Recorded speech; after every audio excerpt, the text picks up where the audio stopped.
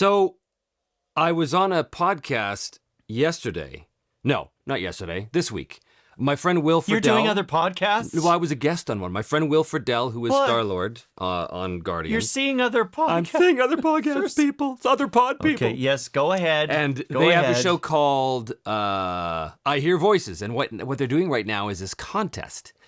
And they have voice actors or aspiring voice actors from all over the world, or like maybe the country, presumably the country, who, put in their thing, and then they get whittled down, and they bring on guest judges on their show to judge who goes forward. It's like like American Idol or The That's Voice. Right. But check this out. So I did a judgment. I pronounced a judgment on the people. And here's the thing, though. The prize for winning is $1,000. I think it's an all expense paid trip out to LA to meet, all of these people, and a 1-year contract with CESD. That's what Will finagled for this. Isn't that amazing? That's a good contest. That's an incredible, who does that? So, wow. I'm just saying, if you're not happy with your representation, I think you might have a shot. Yeah, wouldn't that be funny? Bunch of voice actors going, I'm not really that comfortable with who I'm with, that I've been with for 5 years. Maybe CESD would be good. Maybe I'll win. Wow. Anyway, I thought that was something, man. That's the real deal. That's a real thing. Yeah. Wow. Well, and I guess if all goes well, that year turns into more. Yeah. Or it's just 1 year. But yeah. I mean, that is a great opportunity. It is. And the people I heard, why didn't we think of that? I know, because we're dumb. The two people that were on the show that I judged, they were both really good. And I was like, okay, so they've found actual people who actually have some skill here. So it was kind of a delight actually to work with these folks that and sorry, who Will Friedle and Christy. He did a show called Kim Possible with her way back in the day. Yes, I remember Kim Possible. Yes, and they were two of the characters on it, and so they do this podcast where it was a lot like say Voice Print with Trevor, Devall and guest, except that it's today instead of 15 years ago. But we have to live in the present. I know. We have to live in the present now. I know. All of these old fans of VoicePrint have said to me, "How come you never did the promised VoicePrint USA, where I was going to do the exact same thing as I did in Vancouver, except with the colleagues in LA?" Because that was always. Did you promise? I did. I promised. Stupidly, I promised things that I couldn't deliver on. Oh. Because we could have guests. We could, but we could. And now with the whole remote thing, because obviously when VoicePrint was being done, that didn't exist. You had to be in the room together. But that was always the plan for VoicePrint USA, was to sit down with the colleagues there.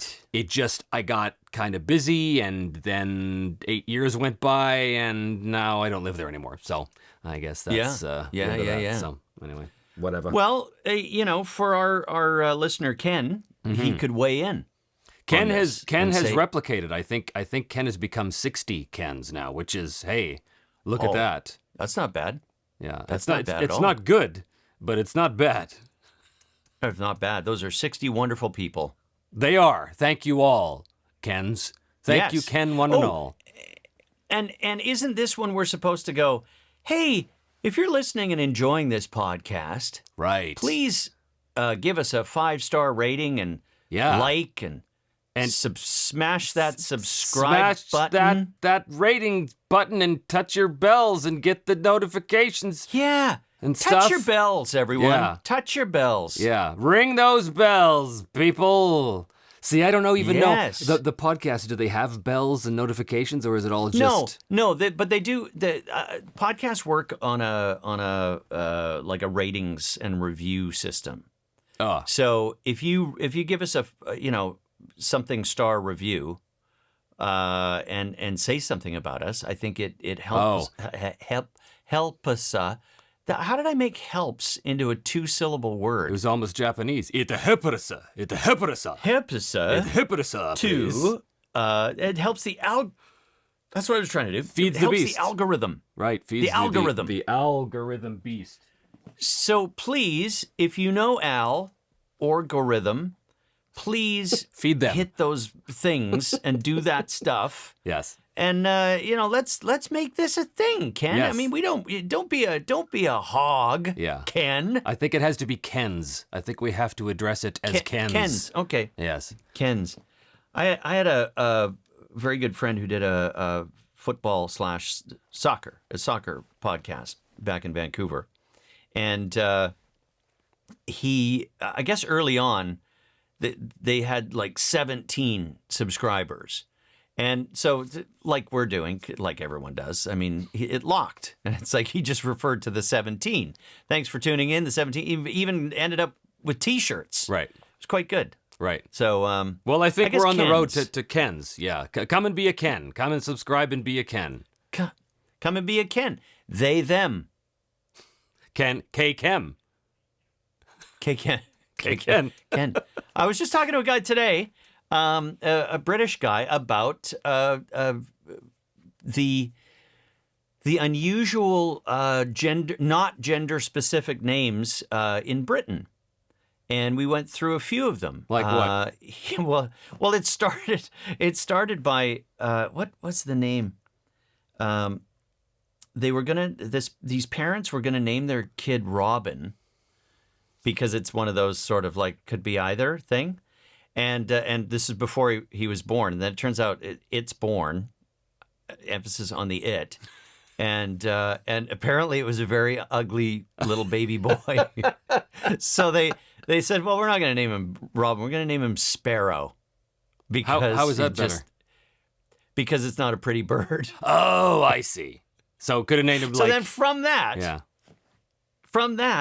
we got onto this topic of unusual, like you do not hear this very much in North America, the names of men who are often associated with females. I'm sure you know lots of them. Margaret is a male name in Margaret the UK. is a male name? Yep. Since when? Vivian. Viv. I know a Viv in Vancouver, actually. Viv Leacock, right? He's Viv Leaf, of course. Very good dude. I know. I forgot the rest of them. Okay, my Irish friend Ashley, he's a man. Yeah. Yep. So I don't know where this is leading. I don't know. It was Ken. We were being binary with Ken. Ken's. I see. Ken is a they them. Okay. Sure. Or I want to be inclusive, Trevor. yeah. Well, yeah, okay. All right.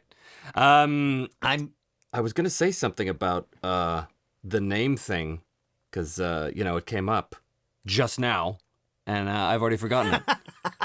So, there's that. Welcome to 40.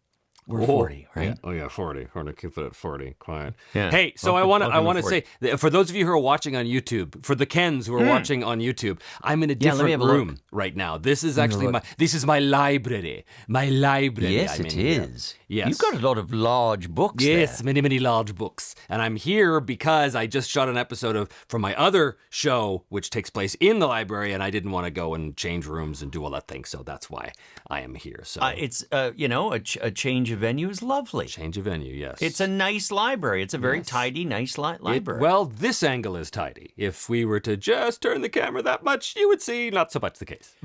We call that movie magic. That's right. That's right. Welcome to Hollywood, Ken. This is as good as it gets. Do you ever think that this is as good as it gets? Is Jack still alive? Is Jack Nicholson still alive? Apparently so. But he's like got dementia or something, doesn't he now? No, that's Bruce Willis, isn't it? No. Bruce Willis has aphasia.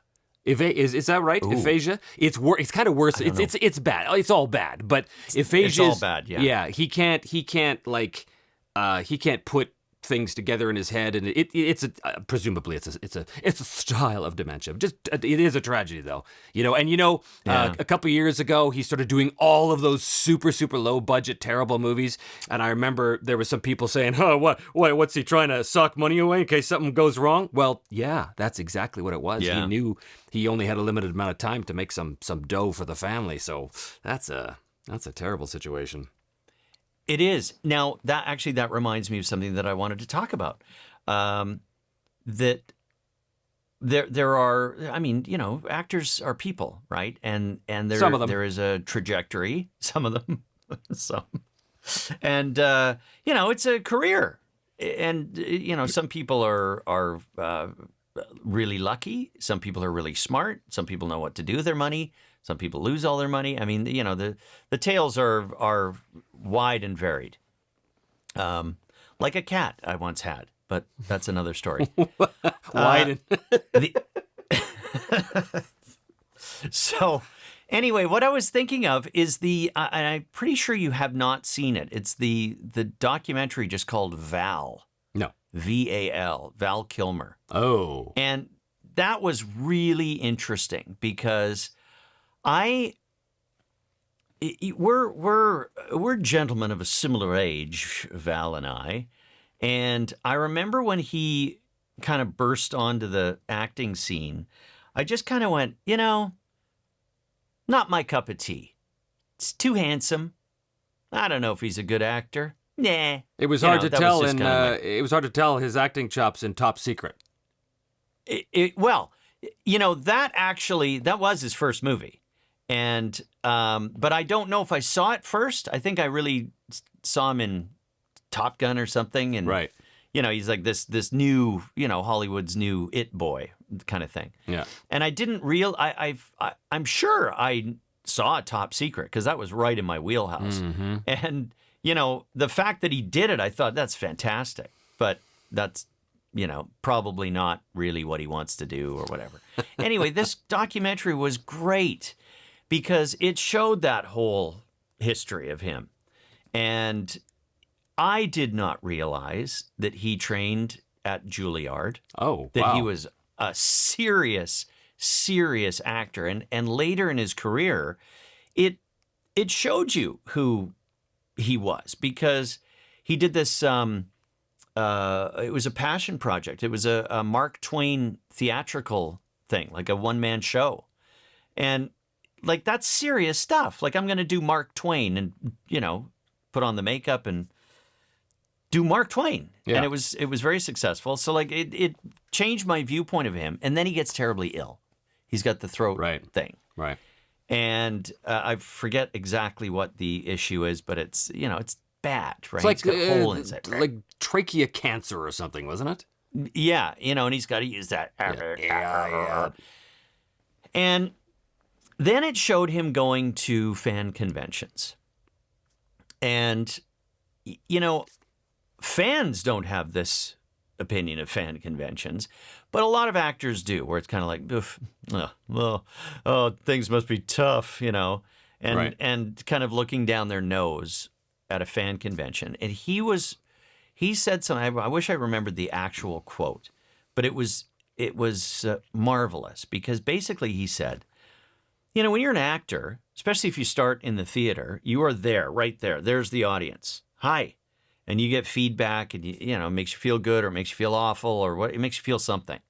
And then you start doing movies and you don't get any of that feedback. Like there's nothing. I mean, there's critics and you read stuff and all of that. And he says, then, as we were just talking about, like, careers ebb and flow and wane and all of that.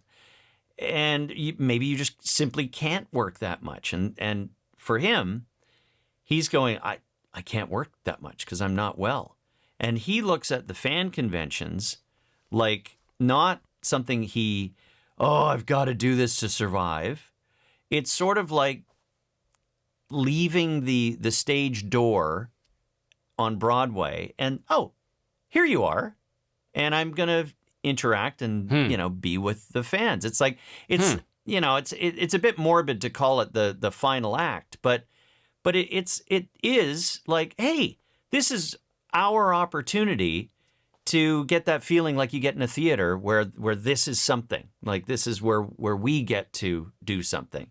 So he viewed it in a really Zen kind of philosophical way. And, you know, he's done these conventions where he was really unwell. Like they're behind the scenes, like he's sick in a bucket in the back. And he goes, I just need some time. And then he'd come out, super pro. I'm on, you know? And he just never struck me as that kind of guy. I always thought he was, you know, sort of like aloof and, you know, because you hear this stuff, maybe he's hard to work with. And then certainly from his perspective, one of those instances that he talks about is working with Brando on the Island of Dr. The Moreau. Island of Dr. Moreau. And it sounded like a shit show.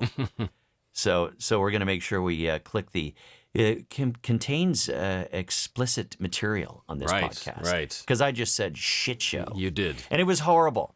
Horrible. I highly recommend, if you're into, you know, the business of acting and stuff, it's quite a documentary. You do hear that a lot about him, but you hear that a lot about a lot of people that, in my experience, is very often unfounded. You know, you just can't trust the press. You can't trust what you hear because people are grinding an axe about something.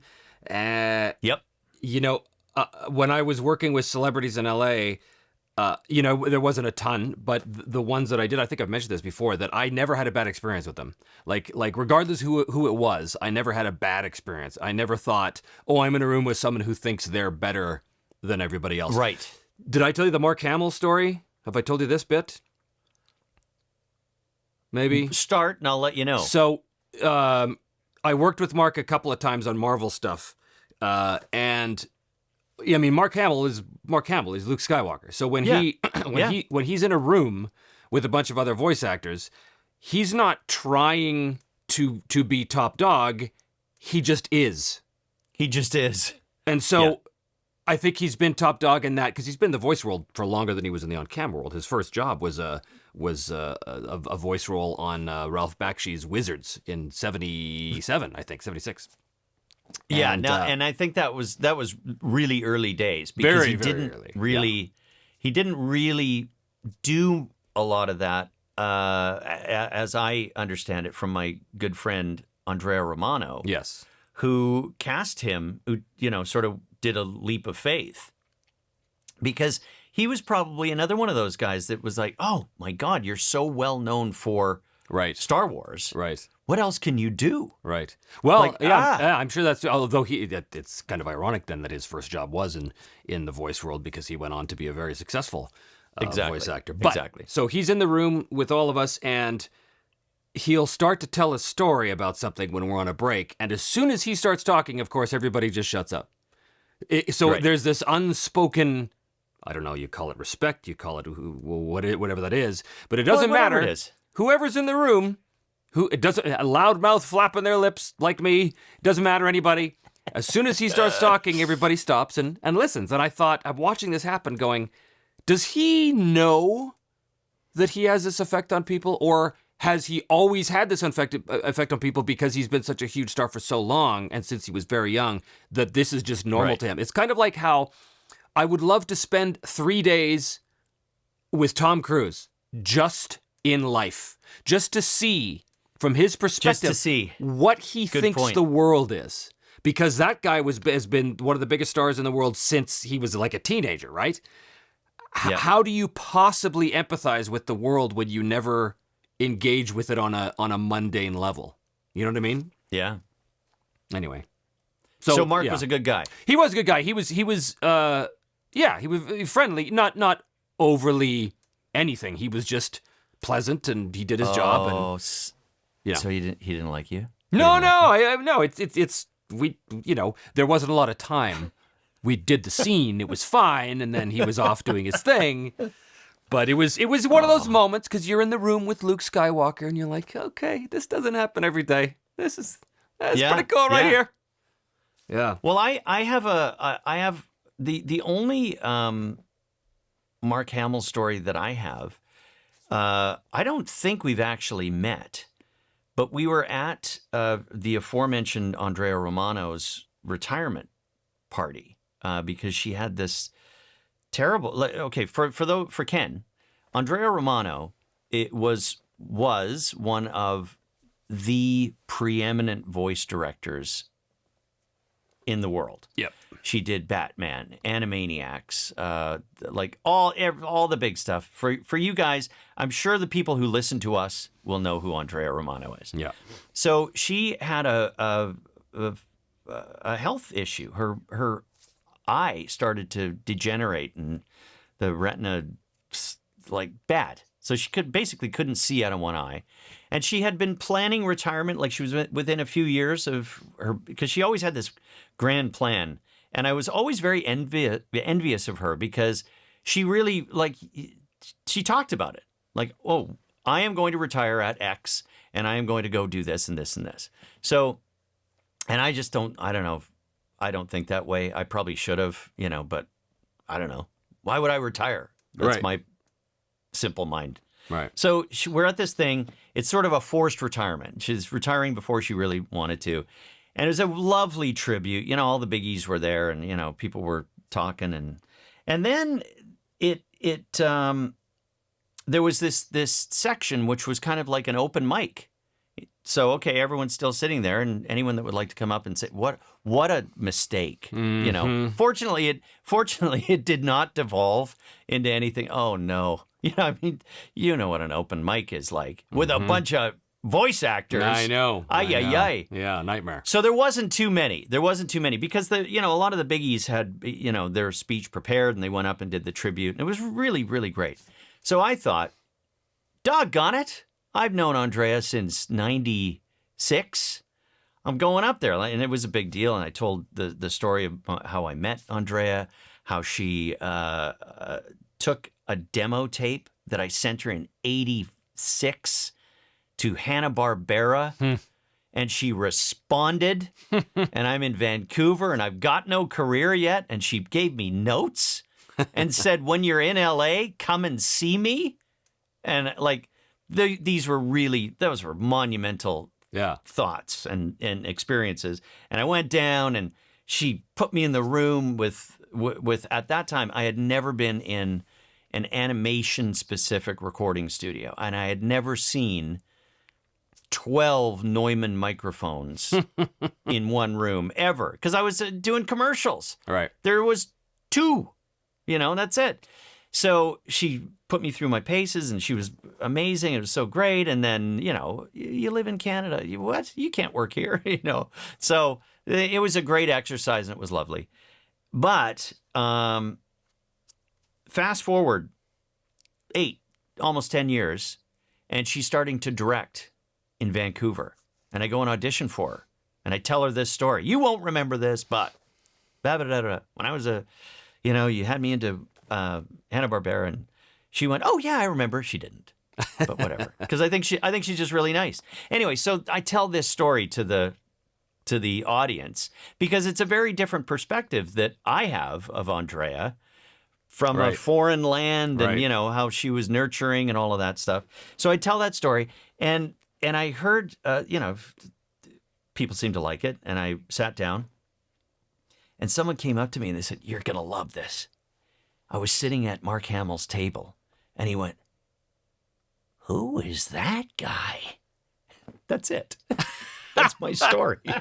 That's my Mark Hamill story. He goes, "Where? Huh?" So because that's the story of my life. I pop out in places people don't have any idea I should pop out. Right. Yeah. Who is that? It's not really a Mark Hamill story, is it? Not really. No, it's more of a you story. But that's okay because that's what people are listening. That's what Ken wants. He wants stories about us. You, through Andrea Romano, were essentially instrumental in starting my career in Los Angeles. I think you know this because when I moved down there, Ken doesn't. So I will tell this story to the Kens. You were one of my biggest cheerleaders to leave Vancouver and to go to Los Angeles. You were like one of the guys that was like, you got to go. You got to get out. You got to go. You got to go. You got to go. I wanted you out of the way. That's right. So when I went down there, you knowing Andrea, said to her, hey, my friend Trevor's coming. And she knew me a little bit because she'd worked on a few things in Vancouver with me. But I didn't think she would remember me from that. But you said, oh yeah, Trevor's coming down. And so she said, oh great, I'll meet him for coffee. And so this is in like the first 2 weeks I'm in Los Angeles.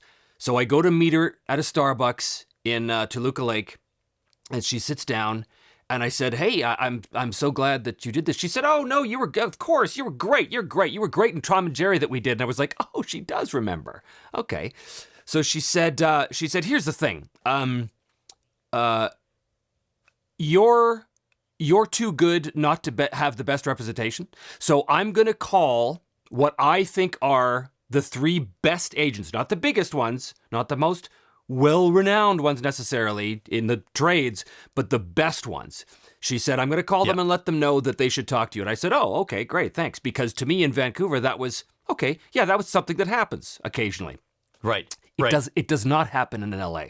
No, and so when next thing I know, I get home and I'm getting phone calls from these 3 agencies going, hey, Andrea Romano just called us talking about you. Can you come in now? How's now? Can you come in now? And just because we'd like to meet, we've got the pen.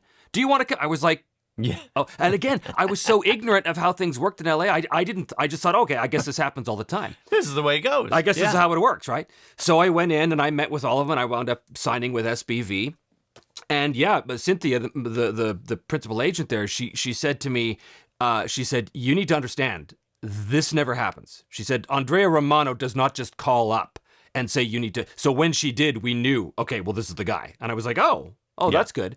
But it still didn't really stick in my head that this was. And so stupid me, I would go to these parties, these Beverly Hill parties, and, it would come up, oh, how did you, what do you do? How'd you get in? And I would tell this story like the guy off the farm just thinking everything was normal. Yeah. And then I stumbled backwards into success. And they were like, and people would they would look at me like with this disgusted look on their face, like, who are you? You just waltz in here and just sign with one of the best agents in the town, and now you're working all the time. And I was like, didn't you?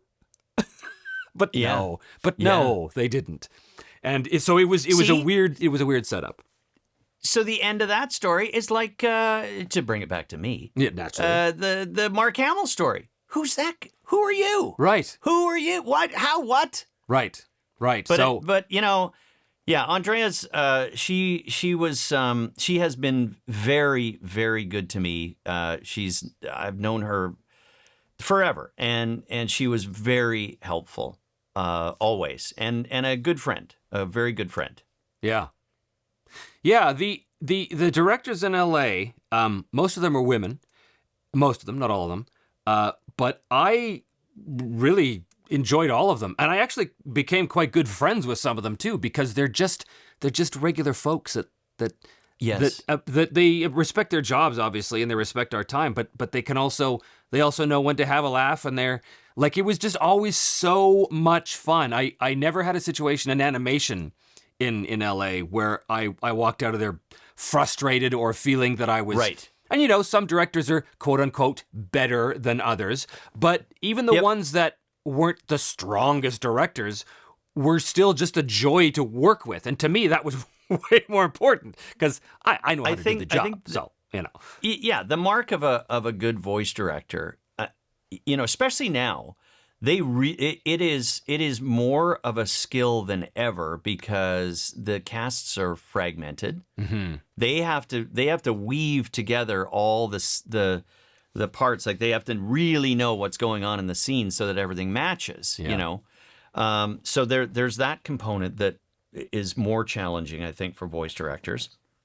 But what I found here, especially, is the voice directors like actors. Yes.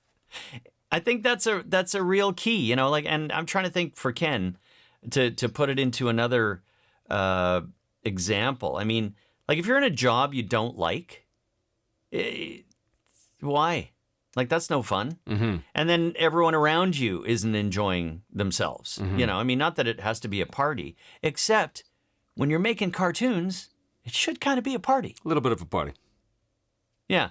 Yeah. So, Yeah. yeah, I agree with you. I have not encountered what I would call a bad voice director No. in the greater Los Angeles area. Yeah. And, they have such respect for what we do, which wasn't always Yes. the case in Vancouver with some individuals, but it was always the case in LA. They respected our abilities, they respected our time, and they respected our contributions. And that was the thing that I loved the most, was that I felt so free to play in any session. Yes. And, Yes. some more than others. Like now when I do the Lego Star Wars stuff as the Emperor, they essentially just say, you just say whatever Here you you go. want. You just go and we'll just use it. And that's a huge, huge blessing. That's a huge blessing to have that situation, because that never happens, Yes. right? Like that level of creative control, unless you're Joe Celebrity, right? Where you come in and say, I'm just Right. going to make this my own, and then whatever. But they're not giving me, like with Lego Emperor Palpatine, they're not giving me the floor, so to speak, because I'm a celebrity. They're giving me the floor because it's 'cause you know what you're doing. Yeah, I've proven that I know the character better than the writers in many cases, and so I can help them. I can help the writers achieve what they're trying to achieve. Is how I look at it, and it's just great. But that never happened back in Vancouver. But Vancouver is also a service industry, right? Like Yes.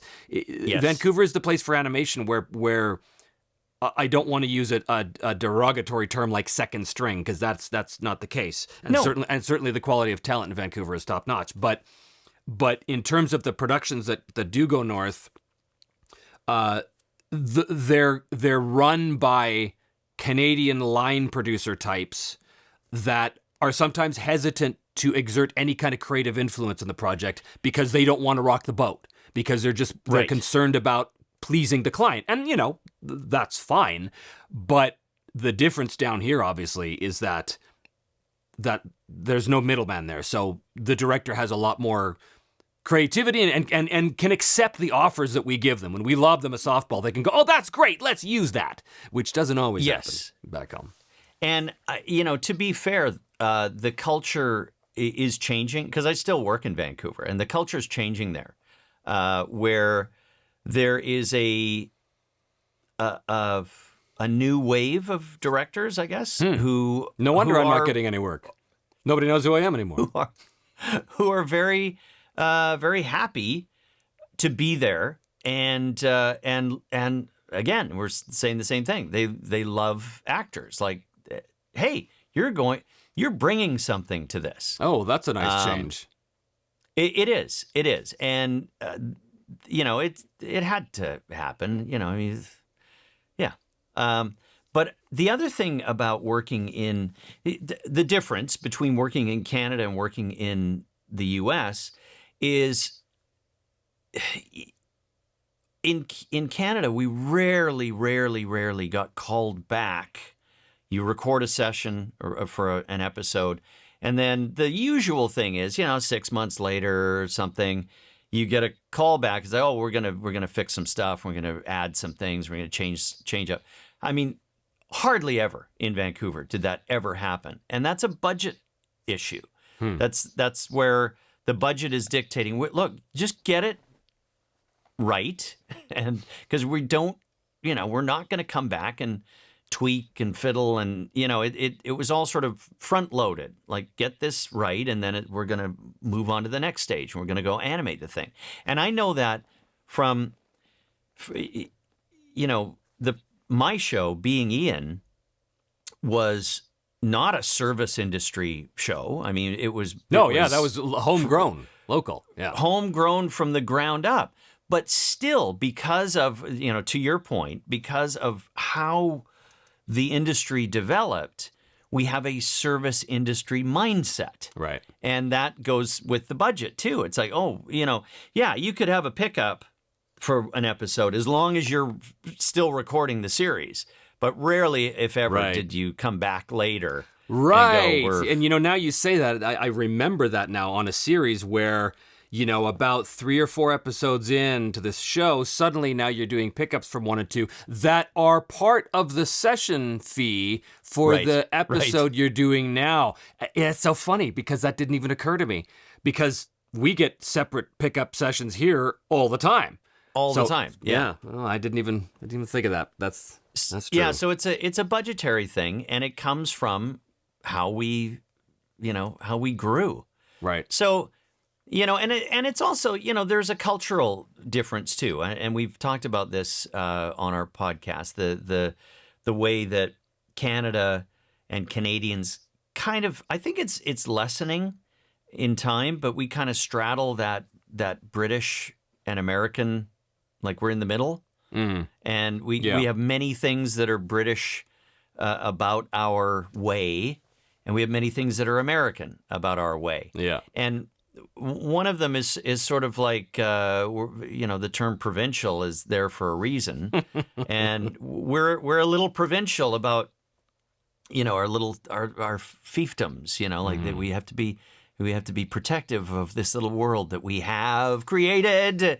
No outsiders, stay away. Yeah. And, so there's a lot of that. Whereas I think in America, it's more like bigger, better, let's go. All are welcome till you're not. Right. I mean, sure, same thing. It may have the same outcome, but it's differences in culture as well. And Canada traditionally, before Hollywood North started, like I guess it's 30 years ago now, maybe more, there was very little production.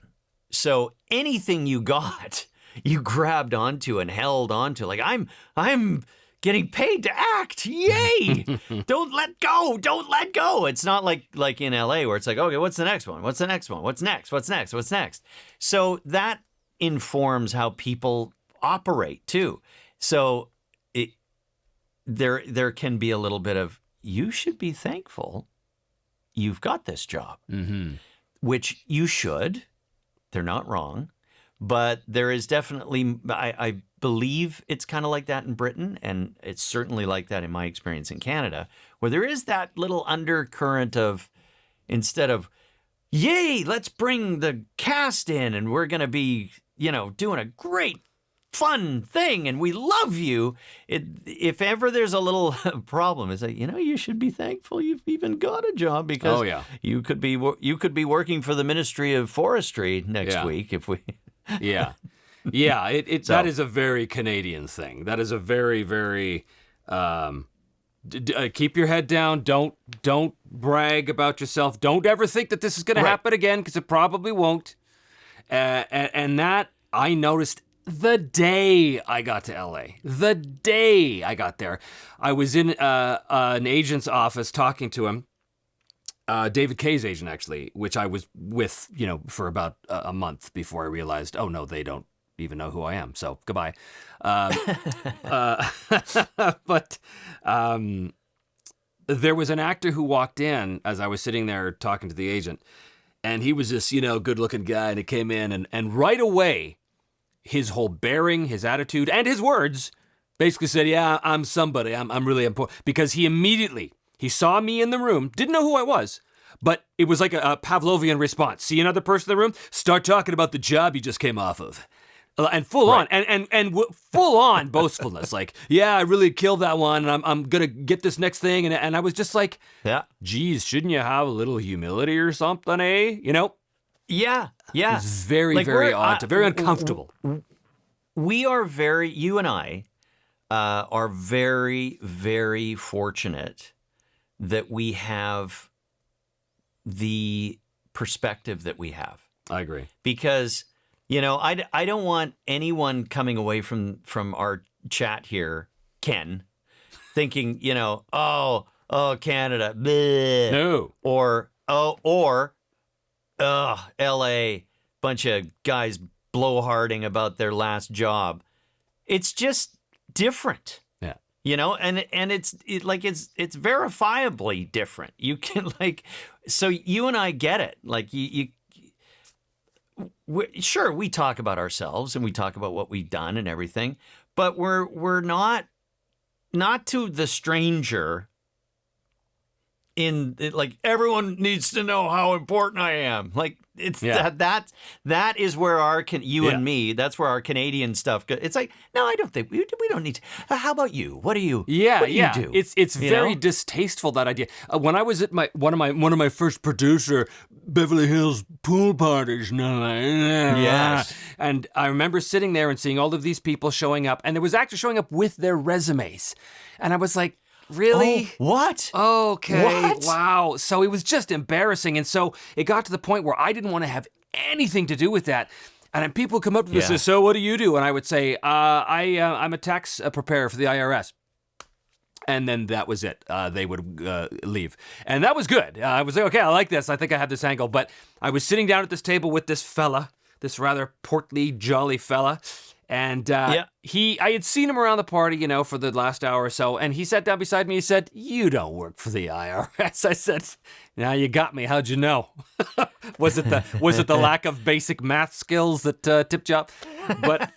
But he said, "Okay, no, seriously, like what do you do?" And I said, I don't really want to talk about it because I don't want to make a scene." He said, "You know where you are, right?" He said, "You're at a producer's house in Beverly Hills. All of these people are here to talk about themselves." I said, "I know, I'm not." He said, "Oh, okay." He said, now I'm really intrigued." I said, "I do cartoon voices." And he said, "Oh yeah, like what?" I said, "Well, have you heard of Lego Star Wars?" I led with that. And he went, Yes. Yeah. And I said, "Just keep your voice down." I said, "I play Emperor Palpatine." He went, "Oh my God." I said, "Shush, shush, quiet. I do not want to attract attention." He was like, "Who are you?" I said, "I'm Canadian."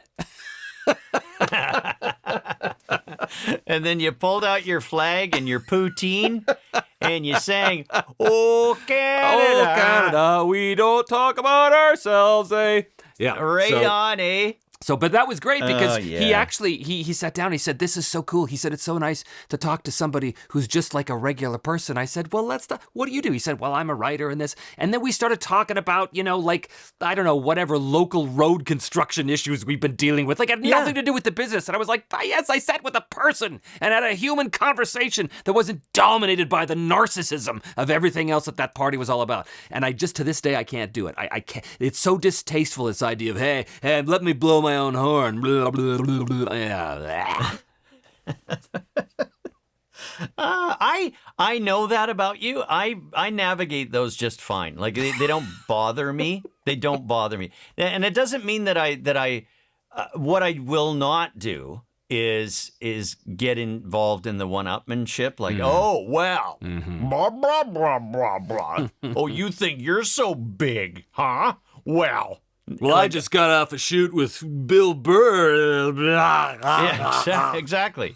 But I don't mind it as much, like, because I find that there are a lot of people that lead with that, and then you get it out of the way, and you might find a real person.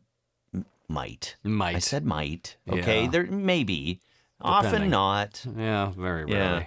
So, okay, now I'm an ignoramus when it comes to like being a real Star Wars fan. Obviously, I know what Star Wars is. Of course. But tell me about Emperor Like palpitation. Palpatine? But Palpatine, yeah. I'm having a little Palpatine here. So what does he sound like? So it all started when Michael Do the Price. voice. Do the voice. What Trevor. am I at a convention? Do the voice. So Michael Price, who is a Simpsons writer, he came to Vancouver in the around about 2010 or so with the show called The Yoda Chronicles, which was a Lego version of Star Wars, sort of, that took place during the prequel era, and it was a comedy version. And so but we didn't know that when we auditioned for it. Oh. Right. So I went in doing, the real Palpatine sort of voice, Lord Vader, that thing. And very quickly realized, oh no, they want this to be funny. And so okay. So then my Palpatine quickly turned into like a combination between Mark Hamill's Joker and Stewie Griffin. Right? He started to be a little more upbeat. Yeah, there he was. So I see. That killed. And the writing was beautiful, and Michael Price was a huge Star Wars nerd himself, so he knew all the little Easter eggs, and true fans would watch that show and go, oh, they slipped that one in the background. Okay. Like, it was just great. Okay. So that's where that all started, and then there was other series, and when I got to LA, there was another show called the Freemaker series, and they just keep doing more and more Lego specials because the Lego Star Wars stuff is apparently pretty popular, and apparently Palpatine is pretty popular among those characters because they've always had me come back throughout the entire run of the Lego Star Wars thing. So yeah, it's awesome, and the Lego guys are great, and they're just huge super fans of the character, and that's why I say, like, I just did a session the other day, and they just sit there and they say, yeah, this is the script, but just whatever, you just go. Yeah. Like, okay, man, it's nice. That is just heaven. It is heaven. Yeah, that's great. Yeah. So when you mentioned the Lego guys, are you talking? Do you ever work with like the guys from Copenhagen, like from Denmark? No, I work with their American distributor equivalent. I don't know. I'm not sure. Yeah. There's a guy named there's a fella named Jason Kozler who's sort of the head honcho Lego guy that he's been on, I think, every Lego Star Wars project I've ever done. So I think he's like the guy that because he does Lego Marvel stuff as well. We've worked with him on that and stuff. So yeah, because there's a number of Copenhagen Lego people that I've been involved with over the years through. I guess it's Ninjago was the big one, right? Also a Lego property, and they are quite involved in that stuff. And there were some other shows too that I did, and as a result, became friends and visited them when I went to Copenhagen. Right. I mean, they're great, wonderful folks. I like the Danes. Yes, they're good. The Ninjago, that's still going, isn't it? Well, it kind of, like, I guess I was involved in most of it, but I was never one of the ninjas, right? So I was always a villain, and I went for seasons doing new villains for them. So I don't know that it's still going. I think it is. I think it is. And just to bring it down here, wasn't Kirby one of the regulars on that? He was. So what happened after he passed away? He got replaced by our good friend, Andrew Francis. Oh, I thought he was already on the show. Nope. Oh, okay. Well, there's a certain amount of logic in that. He replaced him, yeah. We are at 50 minutes, and as my camera is beginning to overheat inexplicably, which is never a good sign, perhaps we say farewell to Ken. Yes. Thank you, Ken, so much. Please remember to subscribe, give us a 5-star review, smash that Ken iPhone, button. And throw your iPhone down the stairs. I push the algorithm and Patreon and PayPal. All the things all of them. Boy, you know what, Trevor? We're really good at this. We're really naturals. Really good. At this rate, we'll be at 65 subscribers in less than a year. That'd be great. That's my goal. Okay, goodbye. Ciao, ciao.